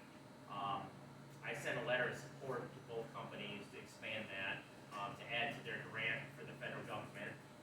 Hope that they can get some money and expand high-speed fiber internet throughout Maple Grove. But just so you know, a lot of those companies are reaching out, they're not reaching out for second time, they're not there. I seen that. So I keep writing back to the guy, I'm like, take me off the list, then I Yep. get on all the emails, so. Yep, of course. Just when you're sending that letter, make sure that you're actually. For sure. Yep, absolutely. Right, Saginaw County Mosquito Control tentatively will start their work, April 14th today, with their aerial treatment. Tire collection will take place, at their facility in Saginaw between Thursday, May 1st, and Friday, August 29th of this year on Tower Line Road in Buena Vista. We are gonna add that information, to our website. Is that all those Tire dates? collection. Tire collection, yep. On that, do we know when they're getting in that building? We all pay taxes for that building, remember they went through that big assessment? Oh, yeah. What are they doing with that, and are they in the building? Be a great question for Denny, and if he can't make the next meeting, because that was a long, drawn out, very expensive process. Very expensive, and we got nothing out of it, like the new building, they don't have. Yep. He's not able to make the next meeting.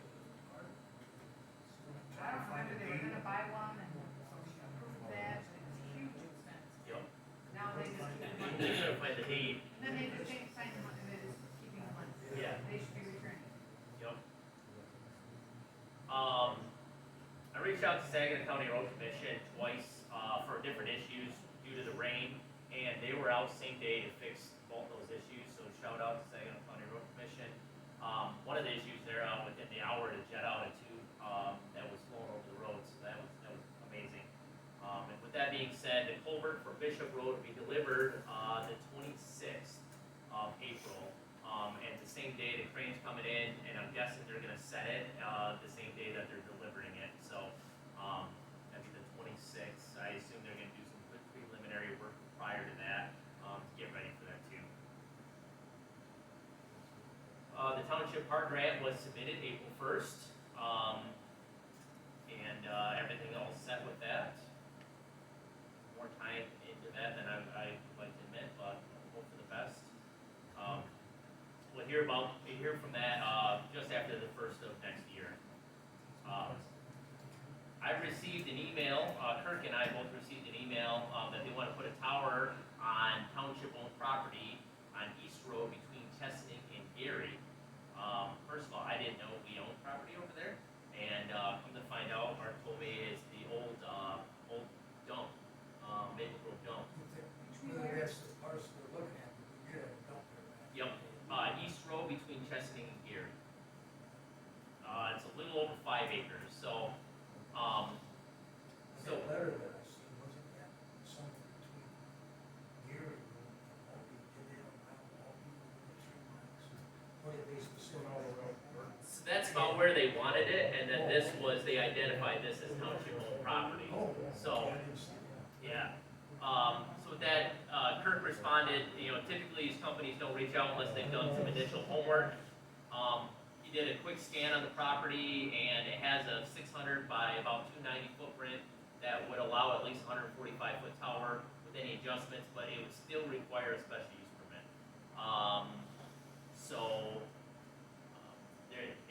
Kirk sent him an email, talk about what kind of tower, if they have guide wires and such, so thought it'd be a good idea to bring it to the board, for initial assessment, and to have that conversation. It's not something that happened overnight.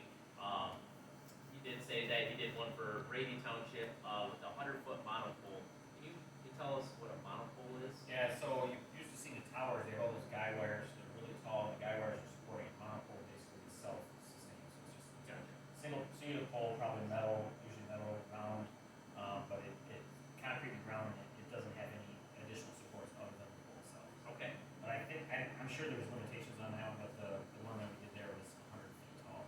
But there, the fact that that's just surrounded by trees, I would bet they would want something taller. Yep. So the big issue with that one would be if they want to go taller than that.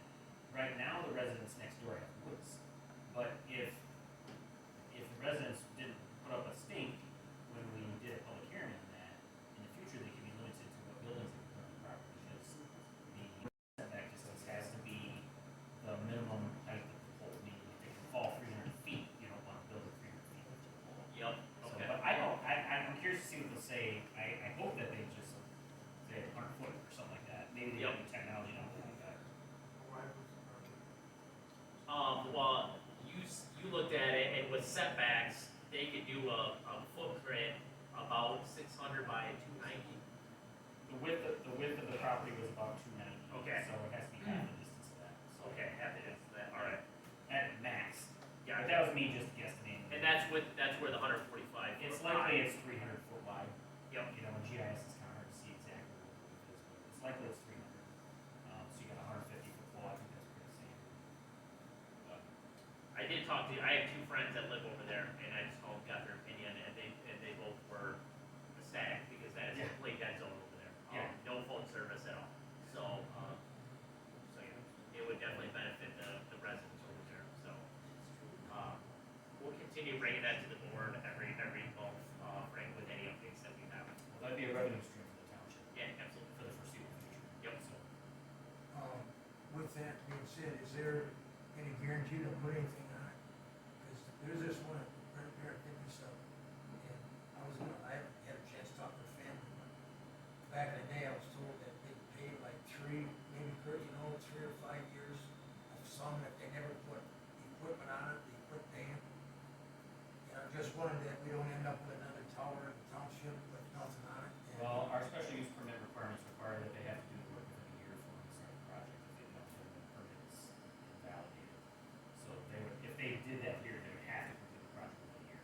Now, how long they lease it for, we can't give any requirements on that.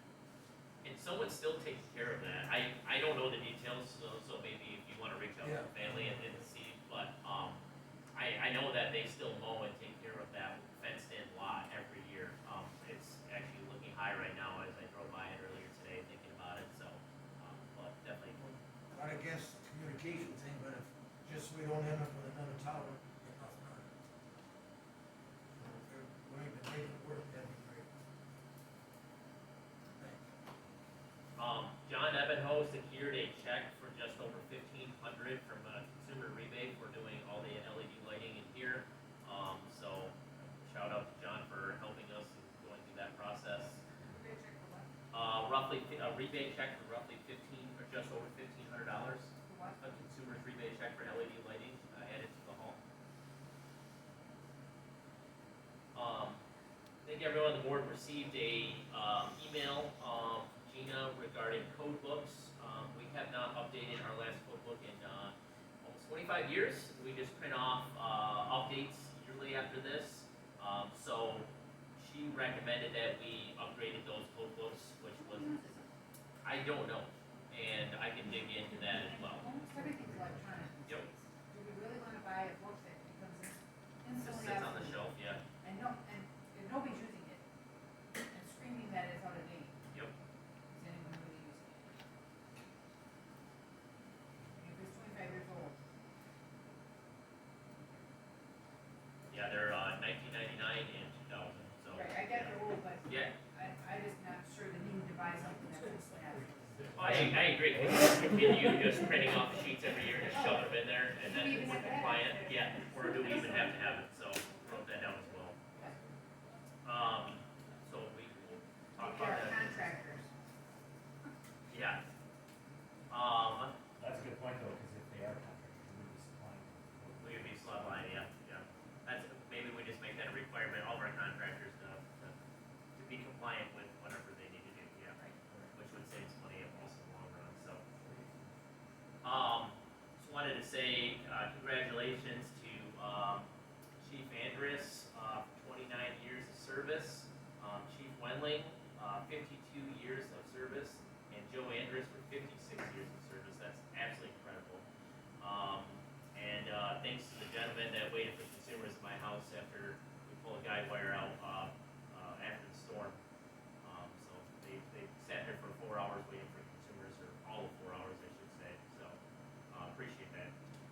We actually have two other names that we added to our list. Okay. Rick Lindland, Assistant Chief of 30+ years, we don't have exact number. Rick also retired. Yes. Rick Wendland retired. And Kevin Mickey of 30+ years.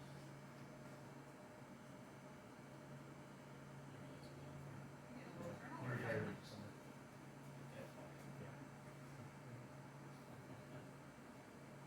So, it was brought to our attention that and I wanna make sure I'm using this the right terminology, tender truck, that you guys are concerned with the age of the pumps or the truck itself. And I wanna start this conversation of truck replacement and what is priority and what we need to do. So our frontline engine is, what year is our frontline engine? And I know that, Engine 1 is a 2008. okay. And that's, what kind of truck is that? That's a Freightliner. Okay. And then the truck you brought to our attention last meeting, what truck is that one? That is engine 6. Six? It's also a Freightliner, and that is a 1999. Okay. And, what is priority for you guys for what we should start looking into next for what to replace? Well, NFPA says that the frontline engine should not be more than 20 years old. Okay. So obviously that 2008 is getting close. We're only a couple years away from that. So by replacing engine 6 with new and making that the frontline engine, we would split up our time frame of what we're looking for. So, and also that engine is approaching 30 years old. So in a sense, we'd be killing two birds with one stone by replacing that engine and making it our frontline engine.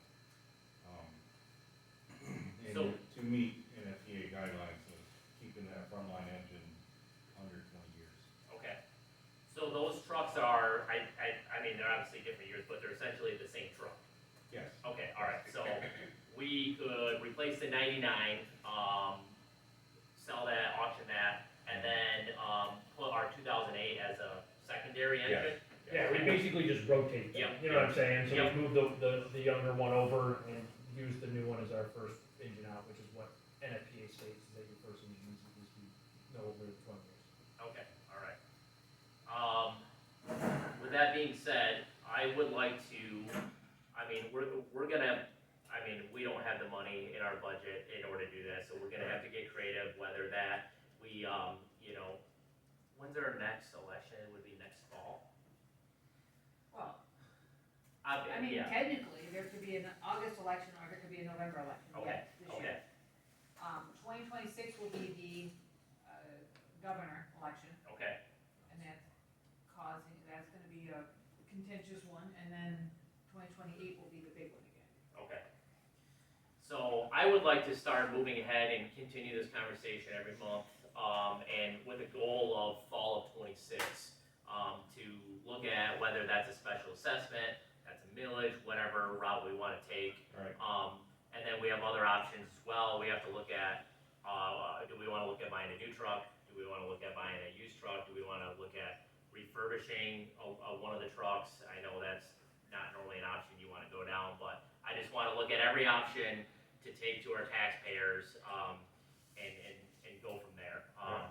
And Ron had a great thought, and if we can, we can. I did talk to the attorney about, actually not our attorney, but a attorney, and Ron had a thought, like, I wish we could bring something to our taxpayers and give them like an AP, like, do we do a new truck at X amount of assessment, or a used truck at X amount of assessment? And I know used trucks can be difficult to find that fit our exact criteria, but I wanna make sure that we look at every route that we can.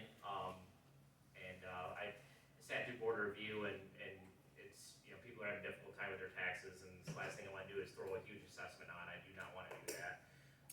So those ages are great. That was my question, because when you brought it to your last meeting, I was like, oh, I've never heard about that truck. So that's a good thought. If we could replace the 99, get rid of that truck, move the 08 back, and then move another truck forward. Another thing is I've been calling a lot of township supervisors that are in small townships such as ours to see how they're dealing with, or not dealing with, but working with their fire department to keep their equipment updated. And one township up near Sand Lake was taking $35,000 a year and putting it in a new truck equipment, new truck line item. And I'm not saying that we are gonna be able to take $35,000 every year and do that, but it's a thought that, you know, if we started doing that 10 years ago, we might be in a little better boat than we are right now. And we could do that, plus maybe ask for a special assessment, but a smaller special assessment, so the township has skin in the game and the taxpayers have skin in the game, and we can kind of share the cost. So I just been spending a lot of time talking, asking questions, seeing what other townships are doing, and just so I can bring as much information to our voters, to our board, and see what we can do. So any help that would be awesome from you guys. So Yeah, absolutely. Anything you need, just let us know as a Okay. department. We'll be happy to collect things for you for Okay. whatever's necessary. cool, cool. I'm mentioning that, can we now maybe start for the next truck, doing whatever, we can look at the budget? I mean, this year we're a little, the budget is Yeah, because of the haul. correct. We can't do it this year. We do have a nice savings account. Yep. Because I think, yes, we like having a buffer, and right now we have a nice big buffer, and even have that possibly on the millage. Should the township put X dollars toward a fire truck? In the end, it's the people's money. Yep. And if that's what they want, that's where it ought to be spent.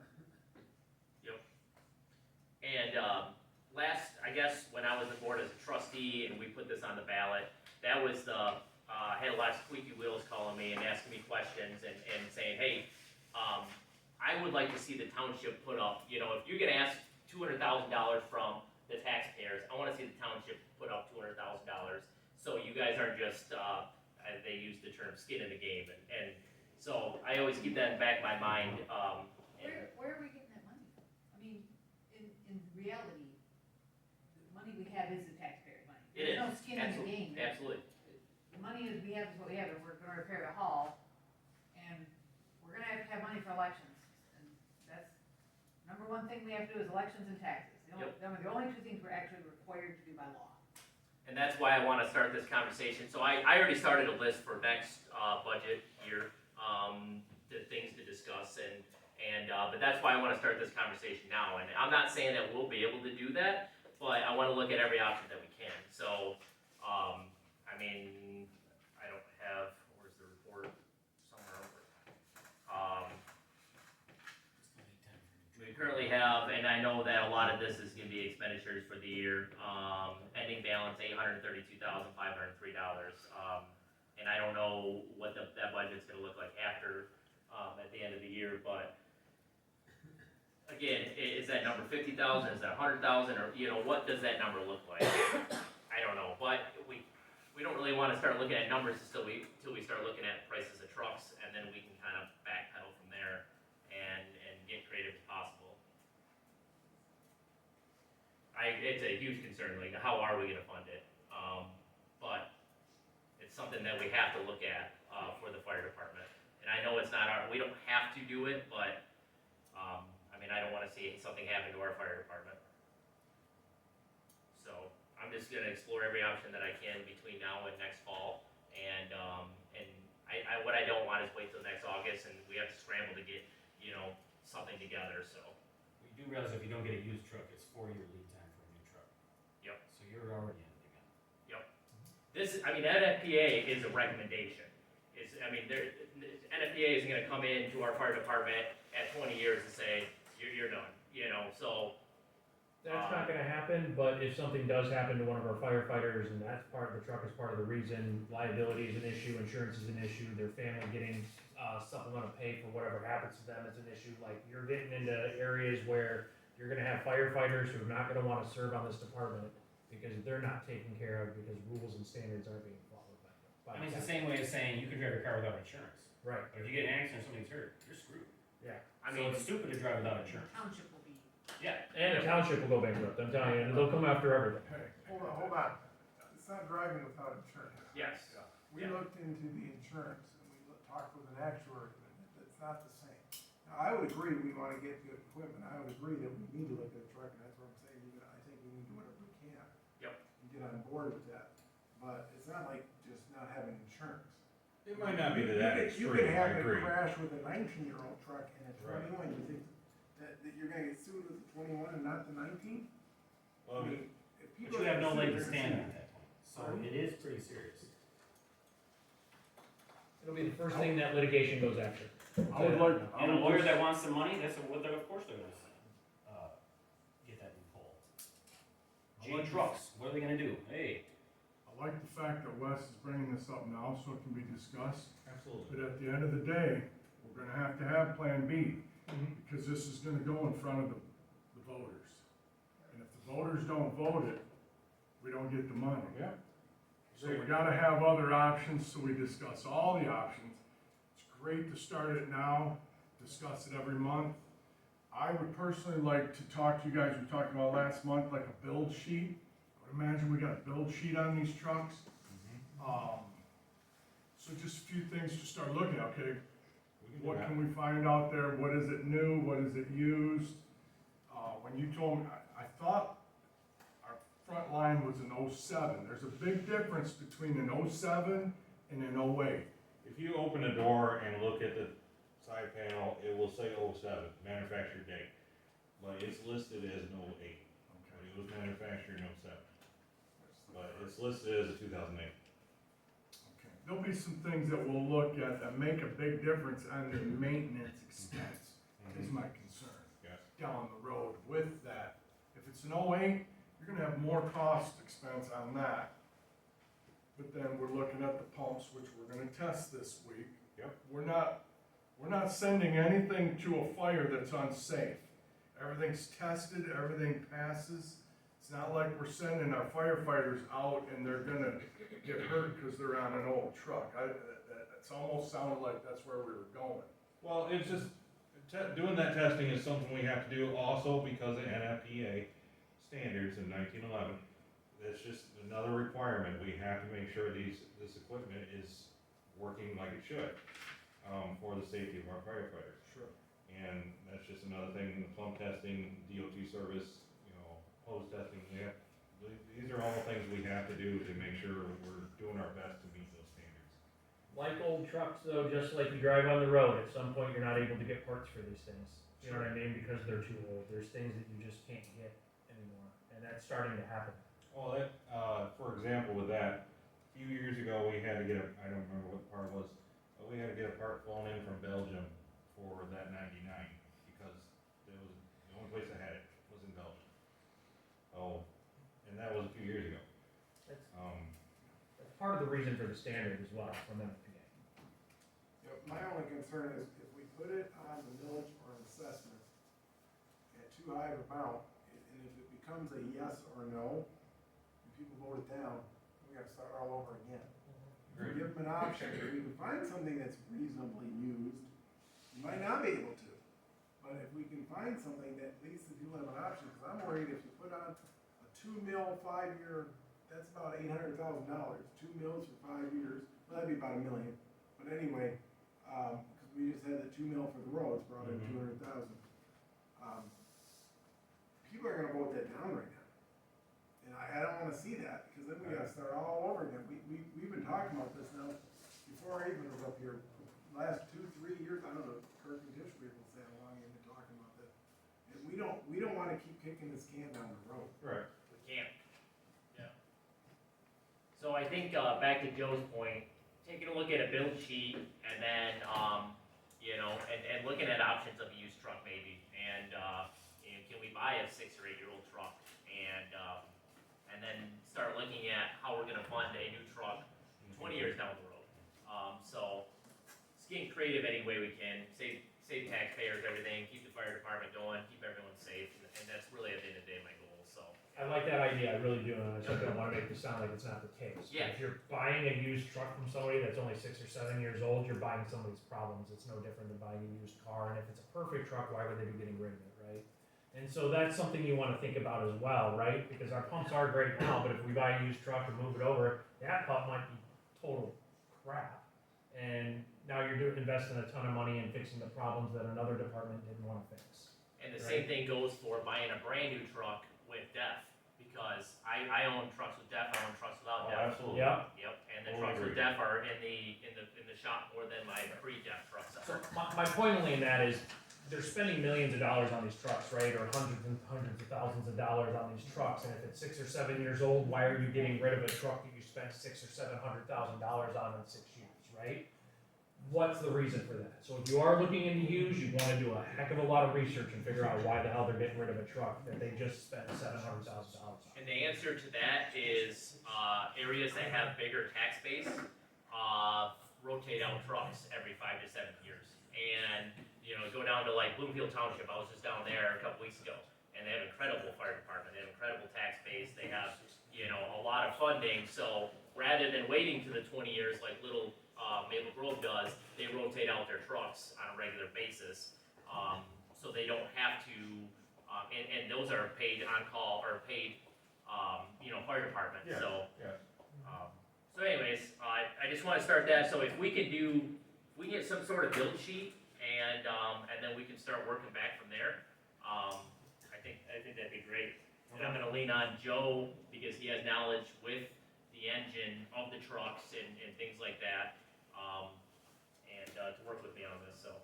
Thanks for Another thing volunteering, Joe. that's gotta be taken into consideration is the area we have to park the trucks. You know, we built the trucks based on the height of our doors and the length of the space we had to actually put them into, because we do have a smaller garage than most fire departments. So that was one of the things that would, throw a wrench into getting a used truck off. Yep, okay, that makes sense.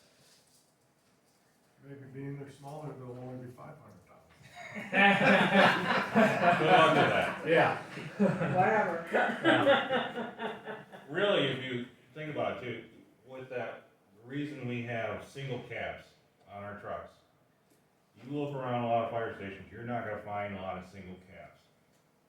They are just almost non-existent, except in this fire station right here. But that's the reason we have single cabs, is because we can't afford a bigger cab, because we just don't have the room.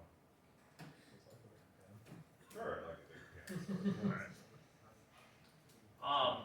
All right, well, thank you guys. Yeah. So, Here we go. I have to to do, two budget amendments, and, bear with me, everyone, this is my first budget amendment, so I'll make sure I'm doing everything properly here, so. Department 701, which is planning and zoning, the miscellaneous category, we bought a badge for Alex, we did not budget for that, in the miscellaneous, so. With that being said, I'm gonna make a motion to amend the budget, I would like to move $200, from our training, line item of that, which is 101-701-957. And I'd like to move that 200 to 101-701-955, which is the miscellaneous. Do you have any support? Yes. Okay, all right, thanks, Ron. Any other discussion on, that budget amendment? So that's for last fiscal year. That would be for this fiscal year. But it was incurred last month, right? I don't remember the exact date, but I know Pretty that sure it was they, incurred in March, so it has to go in last fiscal year. okay. Why is our miscellaneous over budget for planning and zoning? For which year? That would be, that'd be for this fiscal year. Because the check that was given for Lion Bear was, the checking system cannot allocate to a previous fiscal year. This is for planning and zoning. This is Isn't for that the what you're talking miscellaneous category of planning and zoning is, we had a $160 expenditure, we budgeted for 50, so we're at $110.48 over budget for this budget. Yeah, okay, Okay. because the checking system cannot apply to the previous fiscal year. Okay, That's where your GL entries have to go to apply to the previous fiscal year, but I'm just clarifying that you're doing a prior year adjustment on the budget. I'm looking at this year's, and, this is in this board packet, this year, and so I think it was applied to the miscellaneous of the 25-26 budget. Right. That's what he's saying, he's Yes. saying he can't go back to March. Yes, So okay, You can backdate, but you're saying you can't go through the line of the fiscal year. The way that the system works is every check is done in the month that it's posted. But then you have to go and do a budget amendment, or a general journal entry to backdate it back to the previous fiscal year because it was incurred last fiscal year. Okay, But- that's why- But normally you can post it back, just not through the fiscal year, am I right? Because I know on BSNA, when I talked to them, they said you can post it. Yeah, you can post whatever you want, but the check was printed in this month. Yeah. Either way, it's a budget amendment for last fiscal year. okay, all right, the budget You amendment sent for us last. an email on it, didn't you, where like last year the budget was a lot bigger than this year? Yes, which I think we planned for, I don't know what. So now you get $18,000 in miscellaneous, I don't remember what that was for. I don't remember what that was for either, so, I mean, typically, I don't think we use the miscellaneous category for the planning and zoning, I think that's why Mark just put $50 in there, so. All right, do I have to change the language on this at all? Is that motion to support on this, budget amendment? I don't think it, The numbers don't have to change, I don't think your GLs would change, Okay. it's just, just clarifying it's for fiscal year 24-25. okay, perfect. So, all right, any other discussion on that? All right, all those, in favor of passing this budget amendment, signify by saying aye. Anyone opposed? Motion carries on that. And for the second one, was Department 751 Parks and Rec, that was for the grant writer. So this is the one that I had a question about, so 3,000 of that was supposed to go on to my 24-25 last fiscal year's budget. And then the rest of it, I did not budget for 25-26. So I had to do the amendment either way, even if we paid the $3,000 off from last year's budget. So we just have to amend it for the full amount of $3,137.50. Technically, your last, it was incurred, I think those dates on that were for March though, right? Yes, Yeah. correct.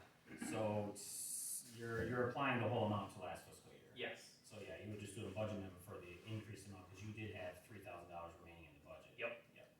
Okay. So I will make a motion to move that $3,937.50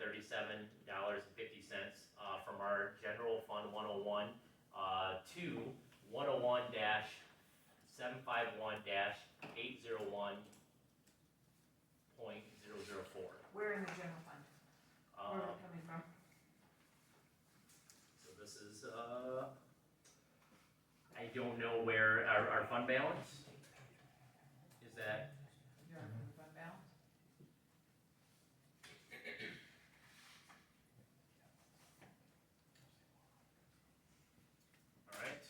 All right, any other discussion on that? All right, all those in favor of, accepting, this budget amendment, And signify. who was your second? Oh, sorry, I had, motion, any support? I'll support it. Okay, thanks, Joe. Any other discussion on that? All right, all those in favor of accepting, that budget amendment, signify by saying aye. Aye. All right. Anyone opposed? All right, motion carries. All right, that wraps my stuff up. Sorry it took so long, guys. Moving on to public comment. Think we're ready to go home. All right. Go ahead. Last meeting, we were talking about the bathrooms. Yep. Towards the end of it, you said you were gonna be the GC for that project. I'm assuming you meant general contractor? I'm not exactly, I'm playing GC, so instead of hiring a general contractor, I'm working with every individual trade, so, yeah, I'm not hired on as a general contractor, I'm just working with every individual trades. By state law, any modification, rebuild or whatever to a commercial building over $600 must have a or a licensed general contractor. And to have that general contractor, he first must have a license as a contractor. So you have neither one of those. So you need to find somebody to get into state law. Perfect, I have a general contractor that is, walking alongside me with this, so I will be glad to do that. Over what amount, I'm sorry? Anything over $600 has to have a licensed general Over contractor. $600? Yes. Okay, thank you. We have to pay that individual then? I will have that conversation with him. Anything else, Doug? That's it for now. Okay. Thank you. I had a question, I didn't catch, what is, Joe, what are you doing for the fire department? You build this, what does that mean? No, I asked them, okay, so that truck will have a VIN on it. And that VIN is attached to a build sheet, so that'll have every spec that that truck had done when it was built by Freightliner. Okay. Right, and then any other subcontractors that were involved with it, Mhm. so we can see, okay, you have this on this truck. So you know what you want going forward in the next truck, to make sure. To do what with it, what do we do with that information? Just compare apples to apples when you're looking at your next. When you're building a new truck or trying to find a used truck, you're looking for Right. it. So you're gonna be looking for the new truck? All I was doing was asking about the build sheet to look at Oh, actually what we have there. okay. That's, So is somebody gonna be looking for new Alright. trucks then, or what's? I know, at my point right now, no, all I wanna do is see what we got, see what the condition is, and then evaluate it, and that way, anybody that's gonna be voting on this, if they got a question about the trucks, this is what they are, this is how they're equipped, this is how the new ones are. You guys may want different things on this truck that aren't on this, make sense? Right. Right, so you might wanna change a few things that you would say, okay, we don't want this on the new truck, or even if it's a new used truck. Well, yeah, and NFPA, comes up with new safety standards all the time. So anything new built has to have the latest, list of safety requirements. So that would be in addition to what was done 26 years ago in '99. Yeah. But, yes, we have that information. To answer your question, I don't, and I assume Joe doesn't, plan on shopping for new trucks. Yeah, I'm gonna leave that up to the experts, the guys that are on the fire department. I'm just gonna ask them that, you know, hey, I wanna look at every other option and avenue that we can go down. Right, but, I mean, are you guys familiar with fire standards and all that kind of stuff, or, I mean, wouldn't you wanna rely on your fire department to give you the best recommendation? Yeah, absolutely. Absolutely. Yep. So I think, Right now, if I wanna ask the fire department what engine's in that truck, can you tell me? What is in the 99? You know what engine's in it? I don't know off the top of my head. Right, so I just wanna start with that, I just wanna get some general information for the board, what we got. Right. And going forward with new trucks, there's some engines, if you pick the truck with a certain engine, they're more problematic than other Oh, engines, absolutely. right? So you look at all them options and basically just input, that's it, transparency with input. It's like anything, don't jump to something that you'll regret, Mm-hmm. kind of a thing. That on my end, it was just all education, I don't have nothing. The research will be done. I believe it took Hazelton before they even purchased their truck a year to figure out how they want it built. All the speculations, everything that goes into it, did all the research to make sure they knew what was wrong with it, what wasn't, that kind of stuff, right? Yeah. So, it took them a whole year to get it figured out how they wanted it built and put together. Then it took 3 years for them to get the truck finished before they even brought it home. So, Right. there's a whole process to it, absolutely. It's a big deal. It's a huge Yeah. deal. It is. Absolutely. Right, but I guess my point was, it sounds like the creative options you guys are doing are against what the fire department's recommending. If you're pushing for a used truck, and we mentioned many times that a used truck is not a good way to go. Well, here's my thought is, I do what I can do for the fire department, but I work for the taxpayers of Maple Grove Township. So if the taxpayers turned down the new fire truck last time, and that was one of the big deal was, we didn't look at every option that went into it. And so that's what I wanna do right now. So, that's all I'm simply asking the fire department to do. Let's look at every option, and, another option is to put a new body on that truck. I know that isn't a good option, I'm sure you guys agree with me, so I'm not even gonna go down that road. I do know that I've talked to 15 supervisors with townships about our size, and about half of them are buying used trucks. And so, I am absolutely gonna consider what these guys have to say, but if they say, no, 100%, we need a new truck, I'm gonna ask, why? Is there not a used truck out there that we can take a look at? Because I have 7 other townships that are about comparable to our size that are doing that, why can't we do that? And that's just the whole point of me bringing this up tonight, is to start this conversation. And I'm not saying we're gonna buy new, I'm not saying we're gonna buy used, I'm not saying we might not buy anything at all, we might not be able to. So I just want to explore this conversation over the next 16 months, so we're ready to put something on the ballot if we decide that's the best route that we wanna go. Sure. I guess as long as you realize you're already way behind. Yeah. So 16 months delay is pretty costly. All right, anything else for public comment? Go ahead. Who's the contractor that you're working with that's licensed? I am E&L, I don't know the name of the E&L, but she took a walk through here. They do a lot of schools. E&L Construction Group, they're out of Flint. So I'm assuming they have insurance. Oh, yeah, absolutely. E&L Construction. Yep, they're a big group, yep. Thank you. I'd like to say something. I want to say thanks to the fire department for, out to my house a couple weeks ago. They were there for quite a while, Mr. Hitz and Mr. Knieper, and they're very well trained, very professional, very courteous people. So, very happy to deal with them. Thank you so much. Right. Anyone else? Shall we pay bills? Yep, Sorry. okay, in the board packet, well, yeah, the packet was handed out, I'm gonna make a motion to approve check numbers 21531 through 21568 for a total of $41,363.82. And, there's the, payroll checks on one sheet, and then all the other AP checks on theirs. And then the original, where everything goes, so. All right, we have a motion for support to pay bills. Any other discussion on that? All right, all those in favor of paying bills, as posted, signify by saying aye. Aye. All right, motion passes.